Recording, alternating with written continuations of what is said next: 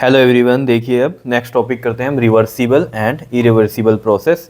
देखो, reversible process नाम से समझ में आ रहा है कि जिस प्रोसेस में हम रिवर्स जा सकते हैं। ठीक है, जैसे मान लो आप ए से बी पर गए, ठीक है, ऐसे बोलते हैं हम डायरेक्ट प्रोसेस, और फिर बी से आप अगेन ए पर आ जाएं, that is called reversible process. ठीक है, देखो यहाँ पर क्या लिखा हुआ है, कहता है reversible process is one which can be retraced in the reverse order and in the opposite sense. अभी समझ में आएगा अपोजिट सेंस क्यों कह रहा है। रिवर्स ऑर्डर में तो समझ में आ गया रिवर्स ऑर्डर में, और अपोजिट सेंस में क्यों कह रहा है, so that it passes exactly through the same state as in the direct process.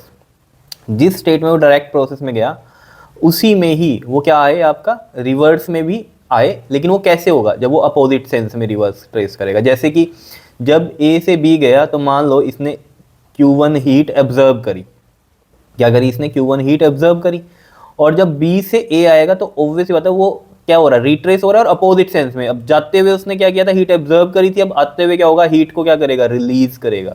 वही Q1 हीट क्या करेगा, रिलीज करेगा।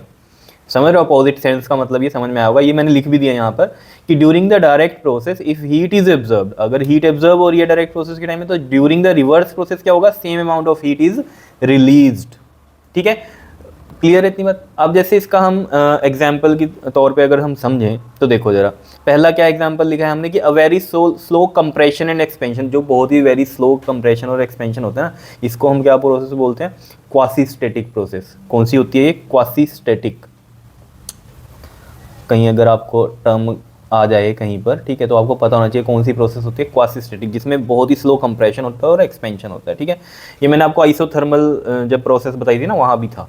ठीक है ना, तो very slow compression and expansion होता है आइडियल गैस का एट कांस्टेंट टेम्परेचर। क्लियर है, कांस्टेंट टेम्परेचर की बात कर रहे हैं, यानी कि आइसोथर्मली प्रोसेस की बात कर रहे हैं। तो यहाँ पर अगर आप देखोगे, ये हमने क्या लिया, एक आपका कंटेनर ले लिया, इसमें ये पिस्टन लगा हुआ है। अब हम इसको बहुत ही स्लो इसको क्या कर रहे हैं, पहले कंप्रेस कर रहे हैं। तो जब हम पहले कंप्रेस कर रहे हैं तो मतलब इनिशियल जो है वो है प्रेशर P0 और वॉल्यूम है V0। क्लियर है, और T0 इसका टेम्परेचर है। अब इसको कंप्रेस जब किया आपने, यहाँ कंप्रेस किया तो क्या हुआ, प्रेशर भी बढ़ेगा, P1 हो गया प्रेशर, और वॉल्यूम क्या हुआ इसमें हमारा, V1 हो गया। ठीक है, जितना भी ये वॉल्यूम अब बचा उतना वॉल्यूम V1 आ गया, इतना। क्लियर है इतनी बात। और जो भी प्रेशर बना होगा इस स्टेज पे वो P1 है, लेकिन टेम्परेचर नहीं इसका बढ़ा। क्यों नहीं बढ़ा टेम्परेचर, टेम्परेचर वही रहा, T0 ही रहा, या बढ़ा या घटा कुछ नहीं हुआ। क्यों, क्योंकि देखो जब आप कंप्रेशन करते हो तो ऑब्वियसली बात है अंदर तो टेम्परेचर वैसे बढ़ता है कंप्रेशन में, लेकिन ये क्या है, कंडक्टिंग वॉल्स हैं, तो वो हीट क्या होती है, बाहर चली जाती है। क्योंकि बहुत ही स्लो प्रोसेस हो रही है ना, तो वो टाइम मिल जाता है उसको हीट को बाहर जाने में, क्योंकि ये कंडक्टिंग वॉल्स हैं, बाहर चली जाएंगी हीट। क्लियर है इतनी बात, समझ रहे हो ना ये चीज़ या नहीं। ठीक है, क्लियर। तो टेम्परेचर फिर वही रहता है आपका, ये मैंने आइसोथर्मल में आपको बताया होगा। ठीक है, तो मान लो इस स्टेज पे आए तो P2 V2 का टेम्परेचर वही रहा, फिर इस स्टेज पे P3 V3 रहा, P4 V4 आ गया अगली स्टेज में। ठीक है, कंप्रेशन जब यहाँ तक किया आपने, पिस्टन को यहाँ तक लेकर आए, ये अब यहाँ ये समझाने का मतलब क्या है, जब आप कंप्रेशन कर रहे हो तो ये स्टेजेस आई, ठीक है, ये प्रेशर वॉल्यूम टेम्परेचर रहे। अब आप जब स्लो एक्सपेंशन करोगे, जब इसको ऊपर की तरफ लेके जाओगे, अब यहाँ पर जब हमने देखा तो यही था, जो ये था सेम यही रहेगा। ठीक है, P4 V4 T0। ठीक है, फिर हमने जब इसको एक्सपेंशन किया स्लोली तो हमने क्या देखा, जो टेम्परेचर यहाँ था वही यहाँ आया, जो V3 वॉल्यूम था वही था, और टेम्परेचर यही रहा। ठीक है ना। अब ऑब्वियस बात है, आपको पता है एक्सपेंशन के टाइम में क्या होता है, गैस ठंडी होती है, अंदर टेम्परेचर गिर रहा होगा, तो वो बाहर से हीट ले लेगा, वही टेम्परेचर बना लेगा जो ये T0 है। क्लियर है, तो ये रिवर्सिबल प्रोसेस की एक कहानी आ गई। लेकिन एक चीज़ समझो, ये रिवर्सिबल जो प्रोसेस जो चीज़ बोलते हैं हम, प्रैक्टिकली नहीं होती कुछ भी, परफेक्टली रिवर्सिबल कुछ भी नहीं है। क्योंकि ना तो इतनी स्लोली आप कुछ कर सकते हो, पहली तो बात है ये सब हाइपोथेटिकल केसेस हैं कि आप सोच रहे हो हाँ ऐसा हो सकता है। हम ये कहते हैं रेफरेंस लेके चलते हैं कि इस तरह का सिस्टम हो रहा है, हाँ ठीक है, अगर हम स्लोली करते हैं तो ये चीज़ें होती हैं, ताकि हम दूसरी प्रैक्टिकल चीज़ों को कर सकें। ठीक है ना, रेफरेंस से हम लेकर चलते हैं कि हाँ इसमें ऐसा हो रहा है, तो प्रैक्टिकली कैसा हो रहा होगा, तो हमें एक रेफरेंस मिल जाता है कि आइडियली कंडीशन ये है। क्योंकि देखो ना, आइडियल गैस की बात है, अब रियल गैस आइडियल गैस की तरह भी बिहेव नहीं करती, बहुत सी चीज़ें आ जाती हैं इसमें। ठीक है, तो जैसे ये हो गई कहानी। फिर है जैसे स्लो कंप्रेशन और एक्सटेंशन, आप स्प्रिंग का, ये तो एक नॉर्मल एग्जाम्पल है, फिजिक्स का भी ना लो, नॉर्मल कहानी लो, एक स्प्रिंग लो। स्प्रिंग को आप क्या करो, अगर स्लोली क्या कर रहे हो, एक्सटेंशन कर रहे हो उसकी, ठीक है, तो वो कंप्रेशन भी उसकी आ जाएगी वहीं पर ही। लेकिन ये बहुत स्लो प्रोसेस, वो होगा ही नहीं। अब आपको क्या, नहीं हम तो ऐसे कर देते हैं, फिर वो दोबारा अपनी जगह पे आ जाता है, ऐसा तो होता है, वो तो रिवर्सिबल है, वो है, परफेक्टली तो नहीं है ना। पहले मान लो साइज जो था स्प्रिंग का वो इतना था, आपने इसको एक्सटेंड किया, ठीक है, एक्सटेंड करके आपने इतना ले आए। ठीक है, अब ये जब दोबारा आएगा ना अपनी स्टेज में, तो वो इतना आ जाएगा, इतना बढ़ गया ये, इतना यहाँ से। ठीक है, आप देख लेना, बार बार किसी, मान लो एक रबड़ का एग्जांपल दो, बार बार उसे ऐसे खींचो तो वो खुली नहीं हो जाती क्या? तो वही कहानी है स्प्रिंग की भी। तो ये बहुत ही स्लो प्रोसेस की बात कर रहे हैं कि हम उसे कंप्रेस करें। अब कंप्रेशन का भी ले लो, मान लो स्प्रिंग है ऐसे, ठीक है, अब इसको कंप्रेस किया, तो कंप्रेस करके मान लो ये ऐसा बना, ठीक है, इतना हुआ। अब जब ये दोबारा जाएगा तो ये इतना नहीं जाएगा, ये थोड़ा कम जाएगा इसके कंपैरिजन में, ठीक है ना, क्योंकि इसमें क्या होता है, फ्रिक्शन के भी लॉसेस हैं, मतलब बहुत सारी चीज़ें जो हैं प्रैक्टिकली आ जाती हैं, तो उसकी वजह से फिर वही कहानी नहीं बनती कि पहले जैसा स्प्रिंग था वही बन जाएगा। समझ रहे हो, इतनी बात क्लियर हो रही है? मोटा मोटा सा हिसाब समझो इस चीज़ का, ठीक है।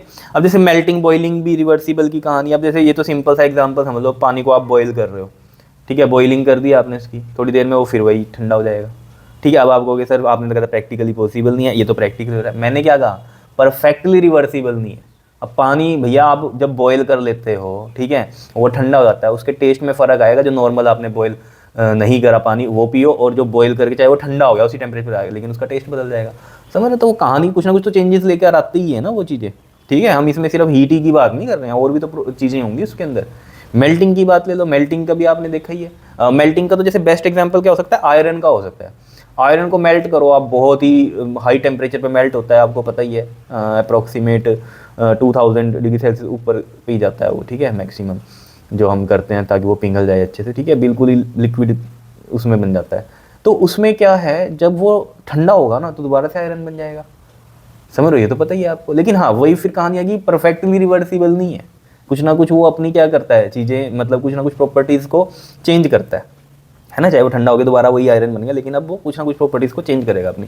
तो यही है कहने का मतलब कि परफेक्टली रिवर्सिबल कुछ नहीं है, लेकिन फिर भी मैंने रिवर्सिबल की आपको कहानी बताई कि कैसे हो सकती है रिवर्सिबल चीज़ें, ठीक है। अब परफेक्टली रिवर्सिबल क्यों नहीं है, उसकी देखो कंडीशंस क्योंकि ऐसी आ जाएंगी जो रियल लाइफ में पॉसिबल नहीं है। तो ये तो समझ में आ गया कि no process is perfectly reversible. अब क्यों नहीं है होती, कंडीशंस हैं कुछ रिवर्सिबल प्रोसेस की। क्या कि जो ऑल स्टेप्स जो होंगे आपके of the process must be slow. इतना स्लो क्वासी स्टैटिक वाली कंडीशन आ जाएगी। मैंने इसकी डेफिनेशन नीचे यहाँ अलग से लिख दी थी इसीलिए, ताकि अगर कहीं पर कोई टर्म आए ना क्वासी स्टैटिक तो आपको समझ में आ जाए। मैं तो हर जगह वेरी स्लो कर रहा हूँ, लेकिन क्वासी स्टैटिक होता है बहुत ही स्लो, इन्फानाइटली जो होती है ना वेरी स्लो होती है, इन्फानाइटली वेरी स्लो। अब इन्फानाइटली का तो समझ लो आइडियली थोड़ी हो जाएगी कुछ भी, मतलब आइडियल कंडीशन है ना, वो रियल में थोड़ी हो जाएगी। इन्फानाइटली स्लो कैसे कर लोगे यार चीज़ों को, बताओ। ठीक है जी, तो ये वेरी स्लो होनी चाहिए तभी होगी परफेक्टली रिवर्सिबल। और क्या, loss of heat due to friction should be absent. अब यार आप जो मर्जी कर लो, बिल्कुल आप फ्रिक्शन जो है ना परफेक्टली नहीं आप कर सकते कि एब्सेंट कर दोगे, फ्रिक्शन तो होगा ही, कुछ भी चीज़ों की वजह से हो, ठीक है ना। तो ये कंडीशंस ही ऐसी हैं इसकी जो कि रियल में पॉसिबल नहीं है। इसी वजह से हमने क्या कहा कि no process is perfectly reversible. चाहे ये लाइन इस कंडीशंस के बाद लिख देना, कोई दिक्कत नहीं है, ठीक है। बात कर लेते हैं इरिवर्सिबल प्रोसेस। ये तो आपको पता ही है, रिवर्सिबल क्या है, जो रिवर्स हो जाती है, और इरिवर्सिबल क्या है, जो रिवर्स नहीं होंगी। Any process which can not be retraced in the opposite की जगह अगर हम यहाँ पर क्या कर ले, रिवर्स लिख लो यहाँ पर, ठीक है, थोड़ा इजी हो जाएगी डेफिनेशन याद करनी। Retraced in the reverse direction is called irreversible process. Clear है। एग्जाम्पल जैसे रस्टिंग ऑफ आयरन। अब आयरन में रस्ट लग गया, क्या दोबारा से वो आयरन हो जाएगा चेंज? नहीं होगा, रस्टिंग ऑफ आयरन हो गया, ठीक है, क्लियर है। तो दोबारा से तो नहीं वो आयरन अपना जो ओरिजिनल है शेप में आ जाएगा, ठीक है। वो हटा सकते हो रस्टिंग आप, लेकिन उसमें लॉस हो जाएगा आयरन का बहुत सारा, ठीक है ना। कई बच्चे सोच रहे होंगे यार हमने तो रस्टिंग साफ करी है, कहीं जगह कर दी होगी, लेकिन वो रिमूव ही होता है वहाँ से, ठीक है ना। साफ होने का मतलब ये नहीं कि वो ओरिजिनल शेप में आ जाएगा, जहाँ जहाँ जंग लग गया उसे हटाओगे तो वो क्या होगा, रिमूव ही होता है, जो पाउडर वगैरह से आप करते हो। Dissolving of soap in water, ये तो अच्छा समझ में आ ही रहा होगा। डिजोल्विंग सोप को वाटर में डिजोल्व कर दो तो दोबारा सोप को निकाल सकते हैं हम पानी में से? नहीं निकाल सकते। तो ये क्या है, इरिवर्सिबल है। और नोट करके जो हमने लिखा है क्या कि ऑलमोस्ट जितनी भी प्रोसेस है ना नेचर में वो सारी क्या है, इरिवर्सिबल ही होती हैं, ठीक है, मोस्टली। क्लियर। क्योंकि रिवर्सिबल की कहानी में क्या आ जाता है, परफेक्टली रिवर्सिबल नहीं होता कुछ भी, ठीक है।